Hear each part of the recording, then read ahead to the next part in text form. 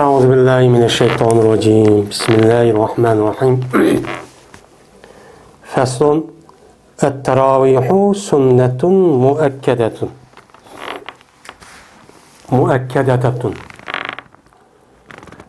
Bu bir fasldır. Teravih namaz sünnete muakkedudur deydim. Bizim de El-İhtiyar li Ta'dil Muhtar diyen kitabını okuyatımız yani. Bu ahkam meselesideki yazılan bir kitap. Ben aldığım dersimizde nafil namaz, sünnet ratibi namaz, şunu da kaza namazını kandak kılımız, ben bunun üstü toxtalğandık. Hazırda sünnet namazdan başka yani bir xil namaz var. O namazdaki üzü sünnet-i muakkede deyimiz bizim yani fi mezhepte. Bu namazdaki okuyduğun vakit Ramazan'da buludu. Şu Ramazan fakat namazda, o fakat Ramazan'da okuduğun namaz olduğu için şunu bunu az sünnet namazındaki katarı demey. Yani ayrım bir bab koyup yani teravih namaz deyip bunda bir fasıl koyuştu şu anda. Hem de bu teravih deydi o. Teravih diyen gep mesela ravaha yuravvihu terviheten diyen gep Arapçada. Ravaha yuravvihu diyen rahatlandırdı diyen gep. Rahat diyen gepniki üzü. Rahatını bak diyen gepniki üzü. Bu esi Arapça. Raha yaruhu. Yani nait o adam ruhluk oldu, nait hoşal oldu diyen maniydi. Ondan sonra ravaha yuravvihu tervihen diyen gep rahatlandırdı. Yani armaldı o adam belki patat ketkendikin üzerine armağız diye.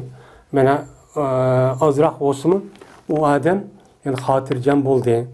Üzerindeki yerip ketken mandak ahvallarının ki üzerine çarçap ketken mandak ahvallarının ki üzerine onu malum bir müddet o adam o işlerini kılmay rahatlandı. Yani o adam aram aldı diye manide. Yani aram aldı diye manide. Hem de bu yada tervihiyatı diyen gep bu yada tervihe deydi o rahatlandırdığı namaz diyen gep. Rahatlandırdığı namaz diyen gep bu yada tervihiyatındaki tanı gelişi isimli bir meselenin yüzünde bir isimle nakıl kaldığının ki bir belgisi tervihiyatın. Onunki cemisi teravih keldi. Yani teravih namazda diyen gep rahatlandırdığı namazda diyen gep.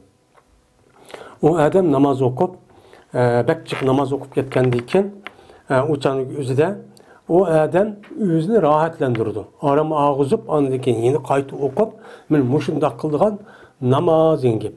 Mene teravih namazı yani 20 rekat oldu. 20 rekatındaki üzüde, her 4 rekatta bir kata olturdu.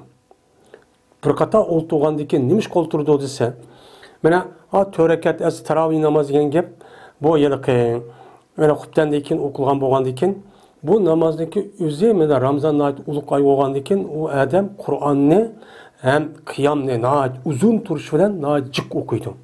Jiq o'qigandan o adam japat atadi. Japat atgandan keyin 4 rakat o'qib, o'chani jiq oyatlarni o'qib 1-2 mundaq bir har bir rakatda bunda o'qigandan japat atib qoladi. Shu japat atib qolgandan keyin har 4 rakatni o'qib azroq o'ltirib, orom elib Andikin yine kayıtlı okuyduğun namaz. Menem bu itibar bilen namazda teravih namaz debnim kıldı ataldı. Şimdi bu esi teravih namazdaki üzü keçici okuyduğun. Bulup mu Ramazan'da ne? Ramazan'daki üzü de uzun okuyduğun namaz olduğundaki capadık. Bunu okuyduğun rahatlandırılған. Rahatlanıp, arım okuyduğun namaz. Yani bu itibar bilen nime dep okuldu? Teravih namaz. Yani teravih namaz demek gepken rahatlap aramayıp okuyduğun namaz gibi. Bu. Hem de bu teravih namazdaki esas yol koyuşu Peygamberimiz sallallahu aleyhi ve sellem başta Peygamber aleyhisselatü vesselam Ramazan'da mescid çıkıp okuyan bu namazın üzerine. Mescid çıkıp okuyan vakti gözüde sahabeler bek namazı umrakta ibadet kılışkan. Kançaki namazı bek hoşup ketiti. Hazırdaki adamlardaki emez namazını nem kıldığın ondan emez. Namaz okusa şu Peygamber sallallahu meniki namazındaki üzerine meniki küzümdeki harcı kılındı diyen. Yani namaz okusam ko'zimni qarchiq shunda rohatim qanday ajoyib rohatlaman degan.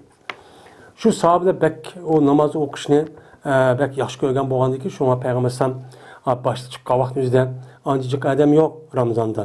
İkinci kuni uni anglab buni olib jiq odam bo'lib ketdi. Uchinchi kuni intihim jiq odam bo'lib ketgandan keyin payg'ambar alayhisolatu vasallam uchinchi kundan keyin yo to'rtinchi kundan keyin payg'ambar alayhisalom u yerga chiqmadi, masjidga chiqmadi.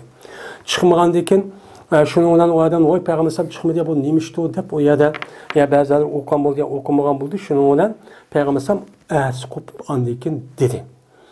Men bu namozga tarovih namozini o'qibdandan keyin o'qishga sizlar bilan chiqmasam sabab hozir vahiy Alloh taolodan tushayotgan vaqt. Tushayotgan vaqt bo'lgandan keyin men uni yana sizlar chiqqandan keyin hamma chiqqandan o'qigan bo'lsam, u chog'imizdan bu tarovih namoz farz bo'lib qoladi, ya'ni 5 vaqt namoz. Farz bo'lib qolgandan keyin u chog'ingizda sizlar bu farz namozning o'zini siz ado qilmaytinglar, gunohkor bo'lib qoldinglar. Men shu jahdidan chiqmadim deb mana tarovih namozining o'zini men chiqmaslikning sababini payg'ambar mushtat degan. Unda o'g'anki bu e'tibordan qaragan vaqtimizda aslida tarovih namoz muhim namoz ekan. Bu yerda payg'ambar o'zining ummatiga shafqat qilib farz namoz bo'lib qolgan vaqtda Alloh aytish bu o'qisin deb bir oyat tutsa, o'chani o'zini nima bo'lib qoladi? Farz bo'lib qoladi 5 vaqt namozda. O'chanda namoz o'qimiz qat'iy bo'lmaydigan gunohkor bo'lib keladi. Shu e'tibor bilan payg'ambar o'qimagandan keyin bu tarovih namozining o'zi Ramazonda o'qimasa qat'iy bo'lmaydi ekan. Deb nima qilamiz? O'chani o'zida buni cho deymiz. Endi bu yo'l qo'yilishi shu. Undan keyin men payg'ambar alayhisolatu vasallam vafot etib ketdi shu jarayonda shundoq bo'lib, undan keyin Umar roziyallohu taoloning zamonida kelgan vaqtning o'zgachilik yana hamma odam Ramazonda o'zi ya uyda ya masjidda ayrim o'qiydi tarovih namozini. Shundan Umar roziyallohu taoloning Ubay Ka'b roziyallohu taolo bilan chiqib qarsa, Ubay Ka'b o bir boshqa sahobadan qarsa hammada masjidda o'z yolg'iz ya 3-4 odam ya 13 shundoq top mishda ya yolg'iz o'qiyotgan. O'qiyotgandan keyin Umar roziyallohu taolo bu bo'lmabdi deb shu vaqtning o'zida Umar roziyallohu taolo Ubay Ka'b Zeyd ibn Sabitmi shu ikki sahobaning birisiga hammani to'xtating namozni, o'qib bo'lgansiz to'xtatinglar. Hammani shu Ka'b ibn Ubay Ka'b ya Zeyd ibn Sabitga mana bunga ergishinglar. Hamma jamoat bilan o'qinglar deb Umar roziyallohu taolo shuni degan. Degandan keyin hammasi ma'qul deb shu chonlik o'zida mana shu Umar roziyallohu taolo berkitgan imomga ixtiyor qilib tarovih namozini o'qishni boshlagan. Shundan Umar roziyallohu taolo ikkinchi kuni chiqib qarasa hammasi bir imomning oqida o'qiyotgan. Shunda ratlik, noit, ubdan bo'lganidan keyin Umar roziyallohu taolo chiqib bak qo'shib ketib, "Ajabmi yaxshi bir ish bo'ldi bu" degan. Mana shu gapni degan vaqtimizda sahobalarniki hammasi bor. Sahobalarniki hammasi bo'lgandan keyin mana bu sahobalar buni hech kim e'tiroz qilmadi. O yo'q payg'ambar alayhisalom bu qilmagan ishni sen bid'at ish qilding demadi. Buni biladi. Shundan Umar roziyallohu taolo qilgan ishni hammasi qabul qildi, bu ijmo bo'lib ketdi. Ijmo bo'lib ketgandan keyin islom dinimizdagi asos qonun nima edi? Qur'on, hadis, ijmo, qiyos. Undan keyin sahobalarniki ijmo qilgan bir masalaning o'zi uni qat'iy biz amal qilmasak bo'lmaydi. Ondan keyin sahobaning hammasi bunga ittifoq kelganlik va ijmo bir shaklda tarovihning namozining o'zini masjidda o'qiydigan, jamoat bilan o'qiydigan ish shuning bilan yo'lga qo'yildi. Ya'ni bu tarovih namoziniki yo'l qo'yishdagi sababi nima? Men mushamdi. Endi tarovih namoz men asli shu yo'l qo'yilgan payg'ambar o'qib, uni yana 2 kun o'qib, uni o'qimaslik sababining o'zi jamoatga chiqib Onu qarğa vaqtınızda asli tarovih namozidagi o'zi nihoyat muhim. Sunnatdan bir yuqori bir nima ekanligi. Bir namoz ekanligi bu yerda nima qilinibdi, bo'linib turdi. Undan keyin buni qarta ulamolarimiz bizniki Hanifi mazhabda tarovih namozini Ramazonda tarovih namoz o'qish nima deymiz uni? Sunnat. Ham u sunnatga nihoyat kuchli sunnat. Ya'ni nima demak u? Vojib degan gap.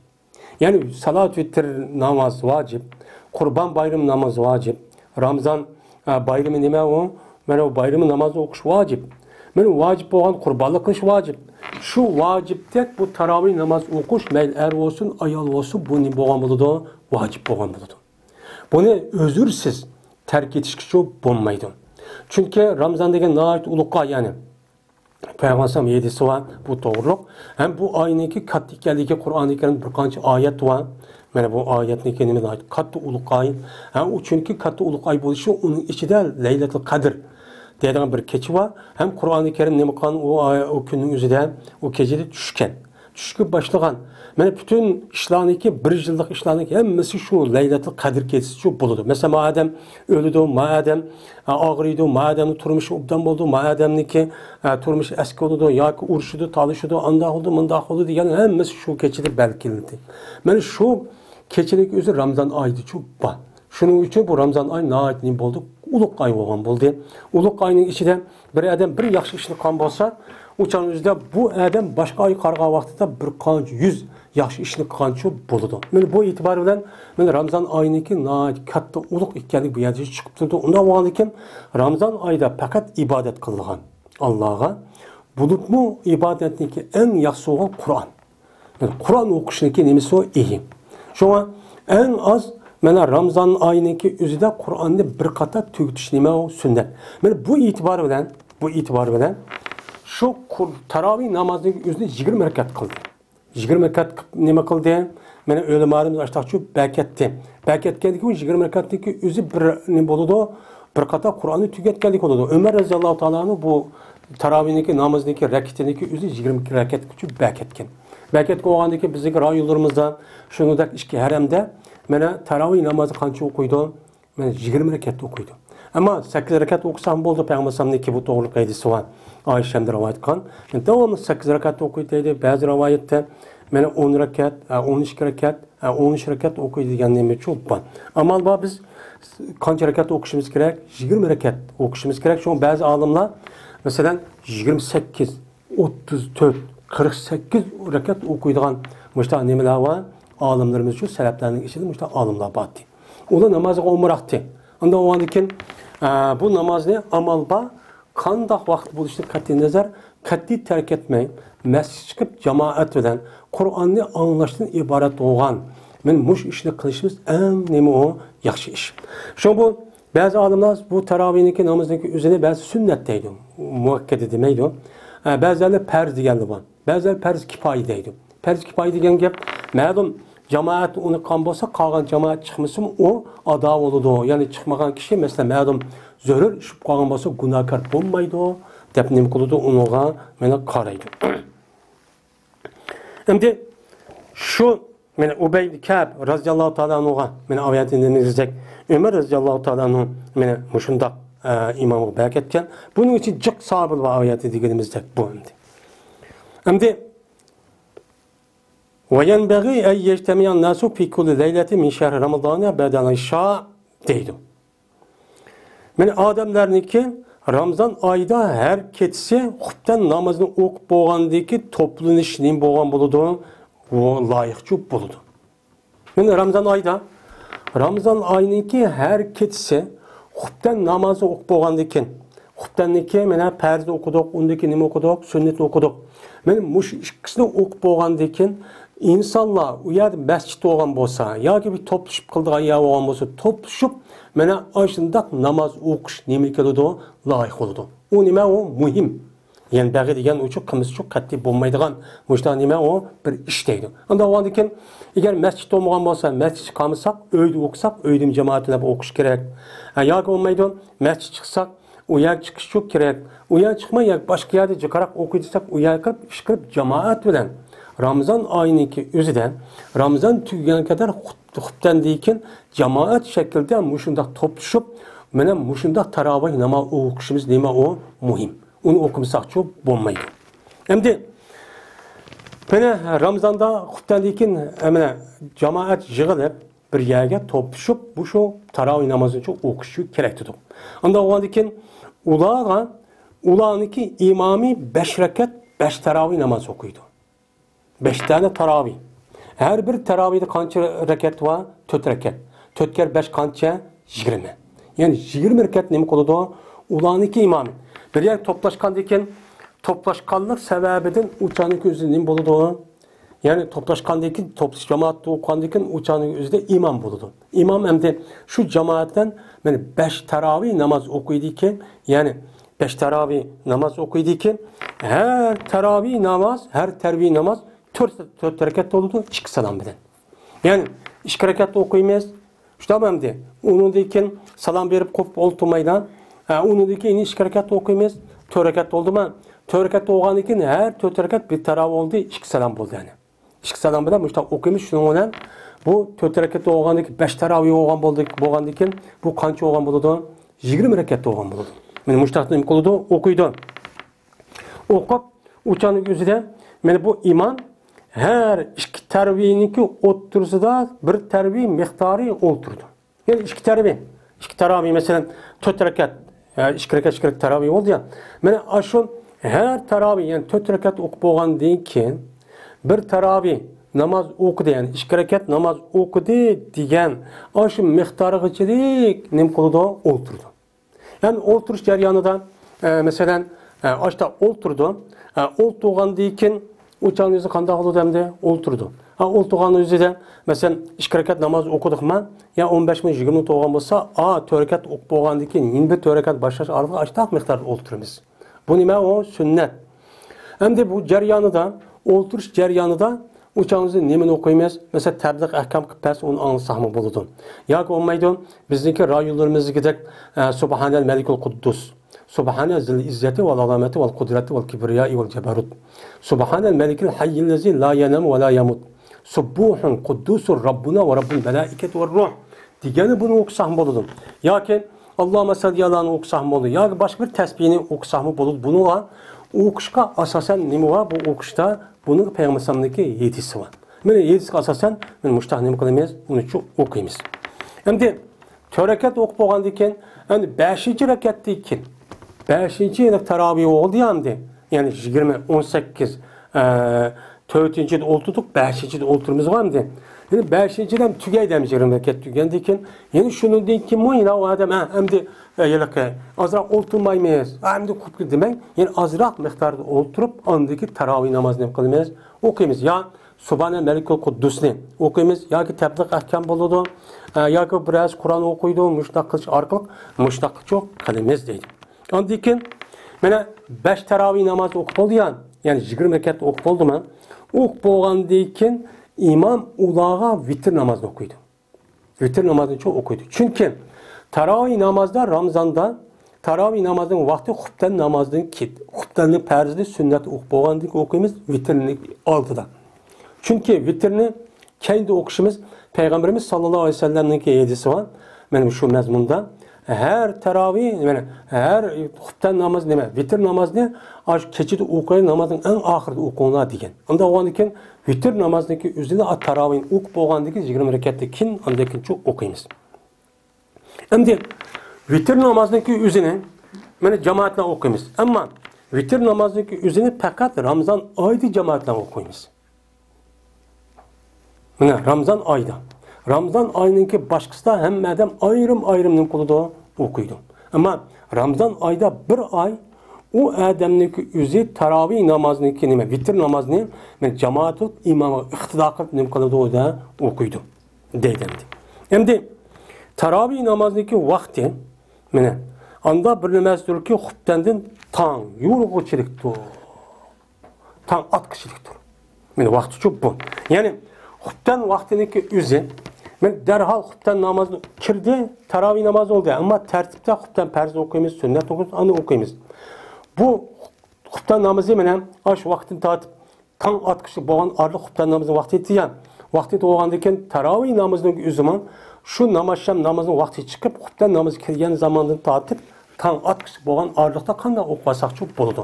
Mayli o adamning o'zi mana xubtan o'qgandan keyin o'qibdi, yoki tong atishdan burun o'qibdi, yo tundan vaqti o'qibdi, men mush shaklda o'qisa, vaqtida o'qancha bo'ladi. Endi bu 20 rakat o'qgandan keyin har bir rakatniki o'zida mana yo bir sappa Qur'ondan yo bir varaq yo 2 varaq o'qiydi. O'qgandan keyin o'chanizda vaqti sal uzroq, ya'ni uzun turib ketadi. O'chanizda deydi, mana bu adamniki yalaqi öğretirişka kuch yetib turgan o'ltirilishi nima o? Makruh. Tarovih namozi o'qigan vaqtingizda qiyomda uzun o'qgandiki, qiroatni jiq o'qgandiki imom Qur'onni jiq o'qgandiki o'chanizda men tushdiamidi bunda qildim deb bekor o adam kayır emas, ya ağırlık emas, bekar oturup mındaq okusam boludu, taravih namazı oğadın, nafil namazı oğadın ekan deb, men undaq qilishning o'zi nima o makruh. Ammo o adam qiyamga nima qila olmaydi ekan? Qiyamga, ya'ni shu taravih namozini o'zi jiq o'qigandan keyin o'chaningizda u odamning kuchi yetmaydi ekan. Yashnab ketdi, yo og'ir yoki og'ir ekan. Ha, o'chaningizda qiyamga kuch yetmasa, o'chan o'tirib taravih namozi o'qisim nima bo'ladi? Duruşçu bo'ladi. Endi sünnet, mana Qur'oni Karimni taravih namozda bir qatim tugutish nimadir? Sunnatdir. Mana taravih namozi 20 rakat o'qidik. Her nimada mushu her kechsi xuftandan keyin tong'atga shuni o'qiydigan bo'ldik. Unda o'qigandan keyin mushu Qur'oni Karim 30 pora. Yani 6200 nima atrofidagi oyat. Unda o'qigandan keyin buningda Qur'oni Karimni Ramazon kirgandan boshlab tugigich bo'lgan orliqda tarovihni bir qator tugutishligi o'zi eng to'van. Bu nima o? Bir sunnat. Payg'ambar alayhisolatu vasallam ninki nimasi o sunnati. Men payg'ambarning sunnatiga men amal qilgan odam musulmon, mu'min desa, u chang o'zida mana Ramazon oyining o'zida bu Qur'onning oyi. Qur'on oyi bo'lgandan keyin amal qilgan nima? Yaxshi ish qilgan, ibodat qilgan, men mushundaq noit ulug'qay. Unda o'g'aniki bu oyiniki o'zida biz qanday qilishimiz kerak? Qur'on zikriningki eng nimasi o afzali. Unda o'g'aniki shu oyiniki o'zida Qur'onni tarovihdan billa bir qator tugutish nima u sunnat. Payg'ambar mashta nima qilgan? Ham tugutdi o'zi ayrim, undagi salaflar, sahobalar men mushtaq nima qilgan, uni tugatgan. Bo'lib bu payg'ambar sallamniki hayotiniki oxirida Jibril alayhisolam kelib mana boshqa vaqt o'zida mushta muqobil deydi, ya'ni mushta bir o'qish bir qator qildi, ammo vafot etib ketgan yilniki o'zida ikki qator qilgan deydi. Ikki qator Qur'oni Karimni shundoq bir biz anglashib, payg'ambar ham o'qib, Jibril ham anglab, men mushtoq qilgan deydi. Unda o'g'andan keyin amal bor biz mana Qur'oni Karimni Ramazon oyining ichi tarovihda bir qator tugutishimiz va undan boshqa imkon bo'lsa mana yana bir qator ayrim tarovihdan emas, ayrimcha o'qishimiz kerak. Çünkü Qur'oni Karim mana ibodat, zikrning keyin nimasi bo'lgan bo'ladi? Eng kattasi bo'lgan bo'ladi. Qur'oni Karimni o'qisak savob, anglasak savob. Qur'oni Karimniki o'zini mesela qo'limizni tutib nim qilib, qo'limizni tutib, Qur'oni Karimga qarab turib, Qur'oni Karimning ma'nosini nim qilib, anglab turib, Qur'oni Karim o'rganman deb turib, o'rgitaman deb turib, mazmunini anglamay deb tabliq, bu to'g'rilik tabliq anglab turib, ham qilib berib turib, bu Qur'oni Karim hammasini bo'lgan bo'ladi, savob bo'lgan bo'ladi. Unda o'g'andan keyin bu Qur'oni Karim mana zikr tasbihniki ichidagi eng katta nima o? Zikr. Shuning uchun Qur'oni Karimni Ramazon oyiniki ichida bir qator tugutishimiz eng nima bo'lgan bo'ladi, o'chan o'zida katta savobchi bo'ladi. Biz jiq tugutishimiz kerak. Ba'zi ulamolarniki deyishcha Qur'oni Karimni 3 kunda bir qator tugutdi deb bor. 3 kunda. Mundaq. Ba'zi olimlar shu Qur'oni Karimni oqshim bir o'qigan batim ertasi tugutadigan olimlar bo'ldi ekan. Mundaq o'qib ekan ular. Şu normalda ba'zi olimlar men 4 kunda, 5 kunda, 7 kunda mushtaq tugutadigan olimlar bor ekan. Biz şu oyda, yilda bitiga tuguta olmaymiz. Endi şu o'limalarimiz eng yaxshisi agar bak tugatkizib kelsa 7 kunda bir qator tugutish kerak deydi. Chunki uningdan ishtik o'qib kelsa, o'chan o'zida bu Qur'oni Karimniki ichidagi chiqqan ma'noni ham Qur'oni Karimniki harflarniki mahraj to'g'ri chiqadigan bir holatni o'qiy olmaydi. O Qur'oni Karimni g'orat o'qish bir gap, uni savob bo'ladi zodi. Ammo Qur'oni Karimni o'qishda uning ichidagi ma'no nima? U mazmun nima? Alloh nima dedi? Nima deb buyurdi? Iymon qanday qildi ekan degan mush mazmunni tafakkur qilish orqali o'qish. Mana mushuni tushunish orqali, mushuni o'qish orqali o'qisak, taxminan bo'lgan bo'ladi, o'chaning o'zida bir katta savobchi bo'lgan bo'ladi. Yani çok bu. Unda o'g'an ekan amal bor Qur'oni Karimni mana o'limalarimiz deyishcha Ramazon oyiniki mana o'zida tarovihdan bir qator tugutish. Ham boshqa vaqtning o'zida har oyda ama bak tugutilmasa 7 kunda bir. Bo'lmasa har oyda bir qator tugutish kerak. Har kuni mesela bir safiy o'qisa, mana bir par qancha bo'ladi? 20 safiy bo'ladi. Şam 20 safiy 10 varaq bo'ladi. Unda o'qiyotgan har kuni bir safiy o'qisa, bir oyda tugaydi. Bundaq çok son deydi. Lekin Afzal sünnetlerde, sünnet ibadetlerde nemedir? Öydür. Ve en afzal sünnet ratibi olsun, meyli normal sünnet namazlar olsun, başka mesela teheccüd ya ki başka ya ki bu namazlar olsun. Bu namazdaki özüne en yaxşı mescidde okuğandın öyde okuğan nime o yaxşı. Eğer o adam mescidde perzini okuplan, o zikir tesbihini etip onu de ki ama sünnetime öyde okuyman deydiğingan öz işkencisi olsan. O adamın işi olmasa mesela işi olmasa işlemeydiğin olsa o çağın özüde o yerde okuğandın öyde okuğan nime o yaxşı. Yine çıkıp öyde okuyor işi mesela yaşlıp kaldı yani bu başka bir mühim işi yok. Uçağın özde öyde okuğun için yaxşı neymiş kan? Peygamber sallam senin öyünü kabristanlık okşaş kılmanla diken. Hem ondan başka Peygamber sallam ki ben perz namazını mescitte ama nefli sünnet namazını öyde kalındı diye mezmunda ben muşnak mezmunda edisler çoğu var. Lakin teravih namazını uçağın özde öyde okuş nememez o ebzel çoğu emez. Mesela mescitte uçak okusanı bolu deyip açtık verilir. Uçağın özde o mescid taşlap koyup öyde okusak çoğu bulmaydı. Ama öyde okuşta mesela mescid takak. Məlum bir kesel olup kaldı vaban. Ama işte virüs mescid olup kaldı, jukup kaldı degende uçağın özde mescid takak olgan bolsa uçağın özde öyde okuğunumuz demek cemaat olup men muşunda okuğunumuzun bolgan boludu en yaxşı bolgan boludu.